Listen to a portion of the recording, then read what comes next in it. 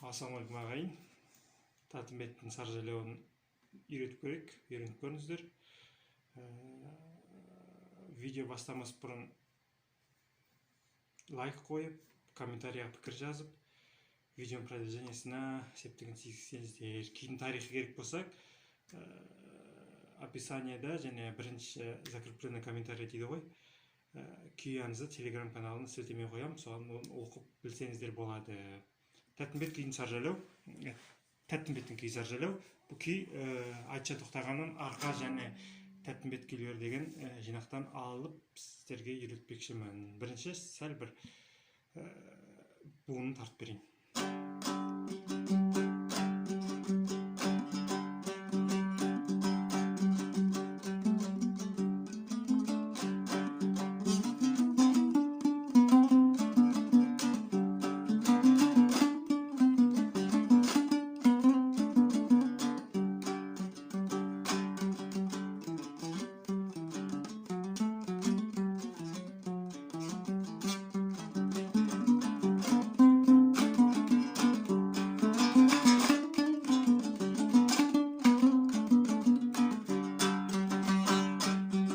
Ары қарай жалғаса береді.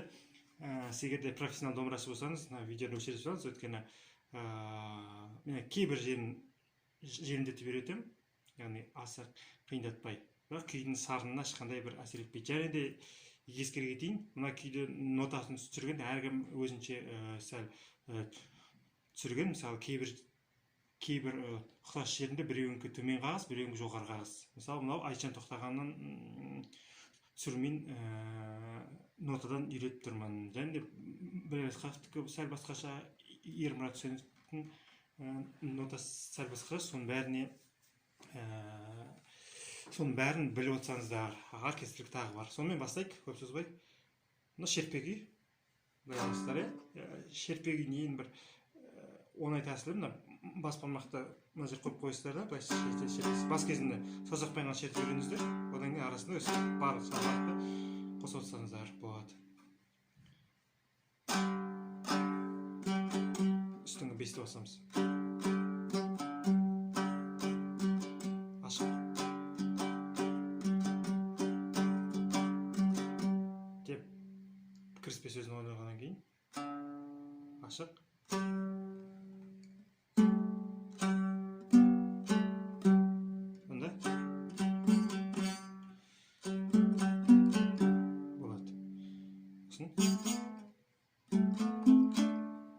Üstün basıp durup sosun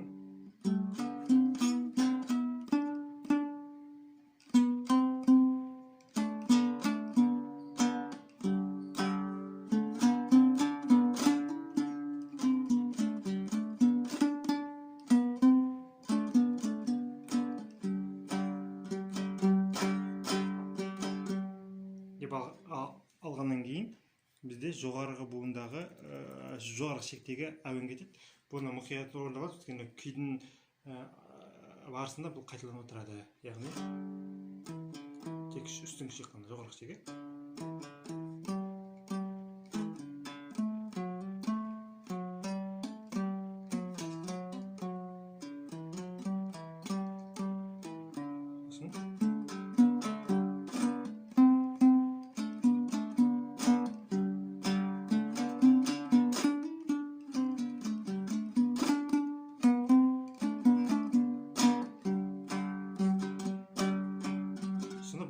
Бұл жер былай шығу керек.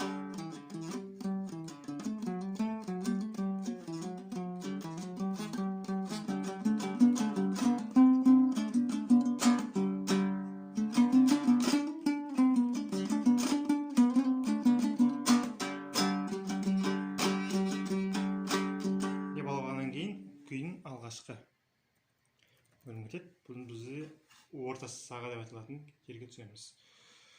Кіші саға.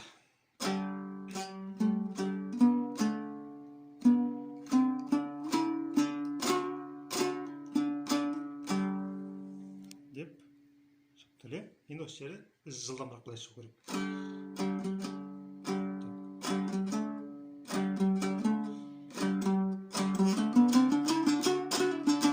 Деп шығу керек, алмай қалдық.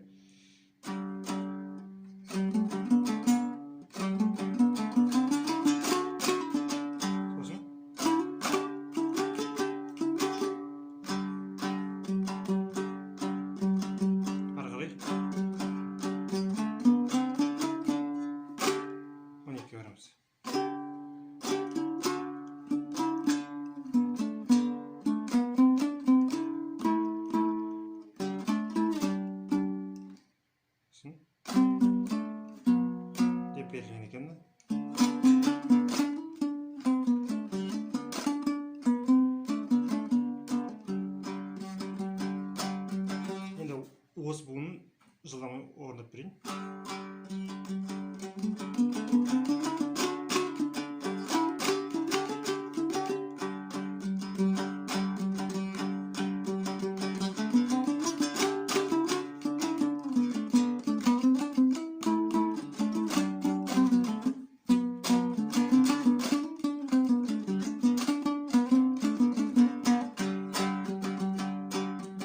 Дегеннен кейін қайттан бағана жоғарғы шектегі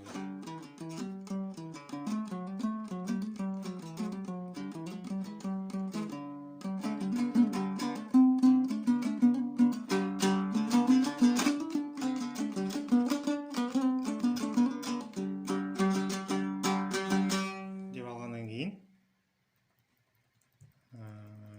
қайттан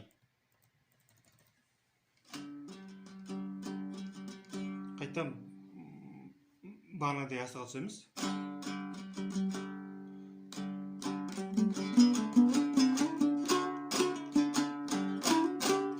Сәл өзгеше енді. Мына жерде әуен дамиды. Екі рет. Енді қараңыздар. Мен асықпай тартамын. Тоқтаймыз.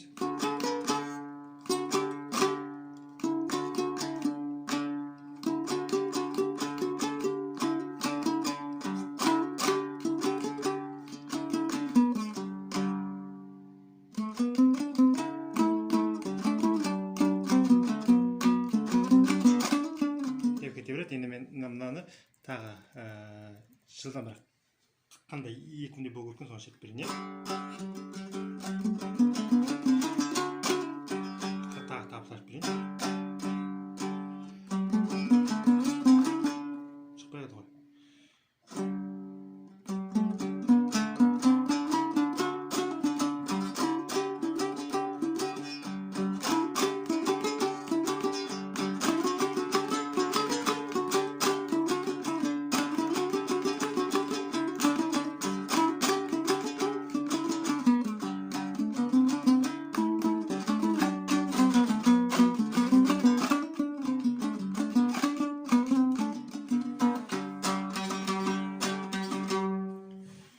Деп шығарыстармен және асықпай орындаған соң нотасын үйреніп алыңыздар. Мына жерде кейін варианттармен шатасып отырмын.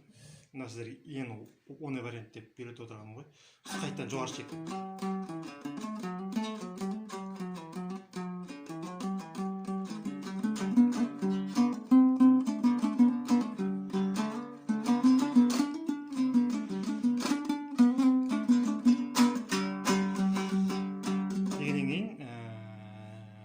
Сәл өзгеше әуен кетеді.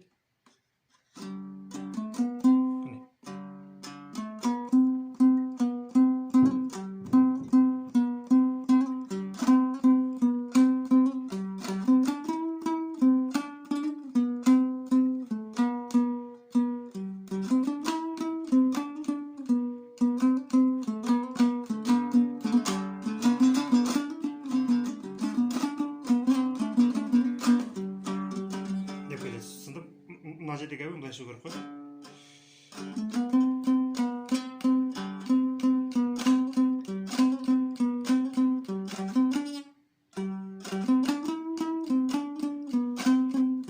Деп толығымен арнап шығасыздар.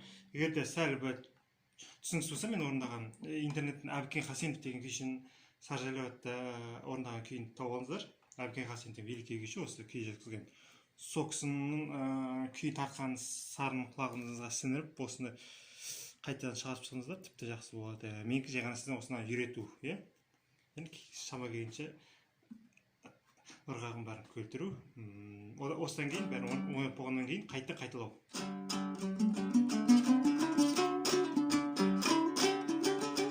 Осы бүгін қайталау.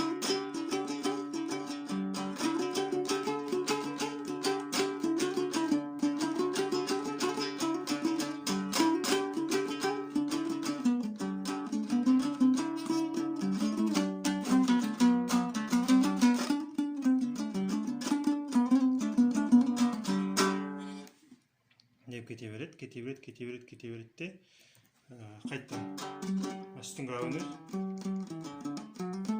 де барлығын ойнап шығамыз. Үстіңгі әуен ең соңына келдік. дейміз де ең соңғы.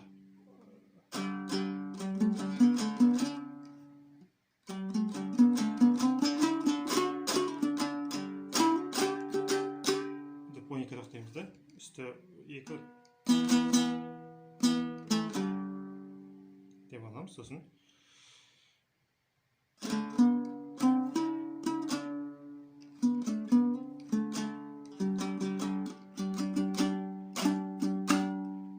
деп кетіреміз екен. Сонда